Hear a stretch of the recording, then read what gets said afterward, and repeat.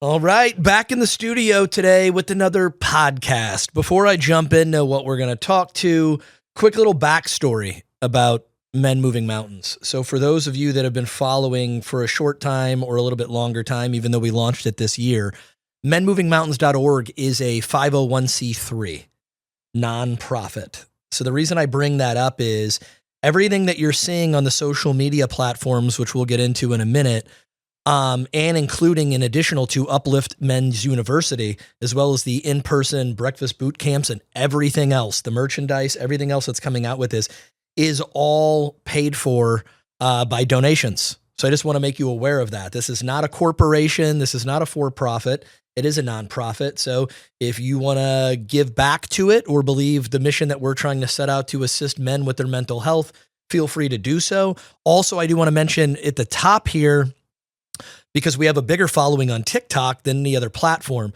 TikTok is great, but it's limited, obviously, for bite-sized chunks. So if you guys are looking for more long-form content, YouTube, follow us on YouTube, because obviously that will be the podcast in its entirety for at least 30 minutes of it filmed. And then again, audio only, if that interests you, because you're in the car, Apple Podcasts, Spotify, and Podbean. So we have all of those going at the same time. So we would love for you to follow on all of those, as well as signing up for our newsletter, because you're probably missing something if you're just following us on one of those platforms. Now that we got that, we're going to jump into some business here. We're going to have to pay some bills up in here. So if you've ever noticed how hard it is for a lot of men, or most men, to actually relax, right? So you finally sit down after a long day. Maybe the house is quiet. Maybe you're on the couch. Maybe you're finally done working for the day, but your mind isn't there. Your body might be sitting in the room, but your brain is already somewhere else, thinking about tomorrow, the next meeting that's coming up, thinking about the next problem that needs solving, thinking about what could go wrong. Most of us live like this. A lot of men live like this. Not just occasionally, but all the time. We're providers. We're problem solvers. Problem is your life's happening right in front of you, but your mind is always slightly ahead of it. That's what we're going to jump into today, because you're not living in the now. And what you don't realize is that creates a very specific kind of exhaustion and stress. Not physical exhaustion, but mental exhaustion, right? A lot of men think this habit is actually a strength, because there's that saying, only the paranoid survive. And I live my life that way. I'm very driven. I'm always thinking about the next thing. But the problem is there's always a next thing. There's actually a book called The Gap and the Gain. We'll probably discuss that on one of these. And in reality, if you're living your life only by the gain, you could celebrate your wins. Otherwise, there's always a gap. So the point is, like me now, where I'm at now in life, I would have wanted 20 years ago, but I don't recognize that now, because now there's other things I'm trying to do. So the point is, it's always going to be an elusive goal. It's like trying to arrive at the horizon. You can't. You can just keep getting further. The problem is living in that space all the time means you're not living at all, constantly just focused on what's ahead of you as opposed to what's in front of you, right? So we think that's a strength. We tell ourselves things like, I'm just thinking ahead, I'm planning, I'm assertive, I'm being responsible. And to a degree, that's true. Men are builders. We do plan. We should be preparing. We anticipate. That's part of leadership. But there's a difference between planning for the future and living mentally inside the future. And that causes all sorts of drama, problems, and stress and exhaustion when it shouldn't be. It's purely just a thought of something that hasn't yet came up, but you're trying to solve it already in the now. When you spend all this time mentally rehearsing tomorrow, you slowly stop experiencing today. And that's kind of a huge issue. It's added stress. It's added depression. You're in a conversation, but a part of your brain is thinking about work.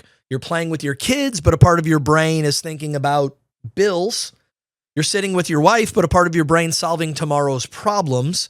And after years of living like that, something subtle happens. Life starts to feel thinner. Moments pass quickly. You wake up being old. Conversations feel shorter with no meaning. Even good experiences feel muted and dull. And you don't always know why. Here's the interesting part. Your brain is actually designed to do this. Human beings evolved to constantly predict the future or try to avoid pain. Thousands of years ago, that helped us survive. You had to anticipate, weather, danger, tribal conflict, food scarcity. So the brain developed this incredible ability to run simulations. What happens next? What if this goes wrong, right? What should I do if this happens? That predictive ability helped humans survive. But in the modern life, where we're not being chased by saber-toothed tigers and we can go to the grocery store to buy meat, we don't have to have a bow and arrow and wait for it. That same system never shuts off. So your brain's constantly forecasting meetings, emails, family dynamics, financial pressure, future outcomes, future obligations. And your brain's essentially running dozens of mental simulations every day. And the problem is your nervous system doesn't always know the difference between a real problem and a simulated problem. I think you know that, right? If you studied it, playing scenarios out in your mind, your mind doesn't know in your subconscious whether that actually happened or not. That's kind of the beauty of it. When they've tested people that will mentally think 20 minutes a day that they're working out, it does have a benefit. Your subconscious mind can't tell whether it's real or simulated. The problem with that is, though, the problems that come with it are real, even if it is a simulation. So even when nothing is happening, your body still feels slightly tense, you're slightly alert, you don't sleep as well, and you're on edge. It's a quiet fatigue. This is why so many men feel tired even when they haven't done anything physically exhausting, like manual labors, like when I used to work in the trades, because you're mentally carrying all of tomorrow, maybe even the next 3 months. And the thing is, it doesn't benefit, right, to try to solve a problem for tomorrow when tomorrow might not come, or that problem might not actually exist. It's just a made up conversation in your head. Kind of like when you think about going into work, if your boss is a dick, you're always like thinking about, if he says this, I'll say that. And if he does this, I'll do that, right? You're having this entire argument and your cortisone levels go up and it didn't even happen, right? But the effects did. The physical and mental effects, they happen if you think about it. But you don't want to be carrying tomorrow's weight before tomorrow because it's not guaranteed. Neither is the problem, neither is the solution. So think about it. You wake up, your brain's already thinking about the day. You go to work, your brain is thinking about the next meeting. You come home, your brain's thinking about the next responsibility, dishes, kids, mowing the lawn. You lay down at night, your brain's already thinking about the next problem, like what's going to be facing you tomorrow. It's like your mind is always one step ahead of your life, which means you're not living. I know this is a weird premise, and I'm speaking in real time because I've probably lived the last 20 years of my life in this mode. Now, it did get me in certain places I wanted to be, but I can't get back all of that time. You know what I'm saying? Like, life is happening right now. And I know we all think that we understand that, but we don't, because we're either still depressed about the past or anxious about the future. There is no moment when you live like that. You're always one step ahead of your life. And when that becomes your normal state, your nervous system is rarely settled. It's on constant operation. Your breathing stays shallow, your muscles stay tight, your brain stays alert. You can't shut it down. Nothing dramatic is happening, but your system behaves like something important might happen soon. And it's constantly has you in the flight or fight mode. And when that state lasts long enough, it will turn into quiet exhaustion and a meaningless life because you're not living in it, right? So why presence is hard for men? A lot of people say things like, just be present. But for a lot of men, that's actually very difficult because presence requires something, safety. Your nervous system has to believe that it's safe to relax or that we've done everything we could do. But in the Bible, my friend, it says you will die with unfinished symphonies, meaning that no matter how hard you run at your to-do list, you will never get everything done. It's never going to happen. I got news for you, right? What's interesting is a guy told me this one time. He's not a therapist, but kind of like a therapist. He told me, don't create a to-do list, create a to-don't list, which is actually more interesting, right? Why don't you start thinking about the shit you need to quit doing because it really doesn't matter, right? Like maybe enjoy some quiet time, maybe enjoy your family, maybe just go enjoy driving your car if you're building, whatever it is. Quit putting it off for the to-do list because I got news for you. And you know this, if you work twice as hard this year, chances are you won't make twice the amount of money. but you will gain a ton of weight, depression, stress, anxiety, etc. Trust me. Yeah, I'm speaking in real time, right? So your nervous system has to believe that it's safe to relax, but when you're responsible for providing and leading, protecting and solving the family's problems, your brain learns to stay vigilant. So it's a blessing and a curse in real time. It believes that if you relax too much, this is also my problem, something might slip through the cracks. So instead of settling into the moment of the day, your mind keeps leaning forward, scanning, preparing, anticipating, and eventually that becomes your normal mental posture. I do the same thing. Even if I say I'm going to take this weekend off, when I go to bed tonight, I will set the alarm for 2:45 and go to the gym at 3 o'clock, and I will figure out all these things that I need to get done, because if I just hang out, I feel useless, worthless, etc. And that plays out over and over and over again, right? So let's talk about the power of returning to the moment, like right now, what you're listening to, right? Being in the moment here for a minute. This doesn't mean men should stop planning. It doesn't mean responsibilities are fleeting and they don't matter, that leadership doesn't matter, or that preparation doesn't matter. But not every moment of life needs a rehearsal. You can't be on stage all the time. I always say this when you look at an elite athlete like a Michael Jordan or a Kobe Bryant. They had personal trainers, nutritionists, physical therapists, right, in a team. And what you don't understand is they're practicing all week to play for 5 minutes, right? Life doesn't have quarters. It doesn't have halves. It certainly doesn't really have a second half. You have a now, right? But you can't be on all the time. You can't be hitting home runs all the time. It doesn't work, right? Sometimes you need to enjoy where you're at, even if it's not necessarily where you want to be, because as soon as you get to that next place where you want to be, you're also still not where you want to be at. It's just the way life works. You always want what's fleeting. And that's what's interesting in life. Everything is fleeting. Your age, your youth, everything, relationships, you name it, it's fleeting. Nothing is constant in life. But every moment, again, doesn't need a rehearsal. Sometimes the most powerful thing a man can do is simply allow the moment he's in to actually arrive. Let that sit in for a minute, right? Maybe to just sit with the family without solving your problem or anyone else's, just to see your kids laugh, just to watch a movie without checking your damn phone, to enjoy a conversation without analyzing what do they want from me, to walk outside and notice the air, the sound, the silence, not because it's spiritual, not because it's trendy, but because your nervous system needs a moment where it can realize nothing urgent is happening right now. Because if you don't start doing that, you will live in flight or fight for a very long time, but you won't live a very long time, in my opinion. It's like running a car at 8,000 RPMs. You can't do that for the full 5 years you own the car. The car won't be here for 5 years if you do that, right? And when that happens, when nothing urgent is happening and your body knows that, something interesting will occur. Your breathing slows down. Your shoulders are allowed to drop. Your mind quiets. And what I always say, when your mind quiets, that's when success speaks. Success whispers. It does not shout over the noise. And the moment you're in starts to feel deeper, right? Life becomes richer when you stop living slightly ahead of where you're supposed to be.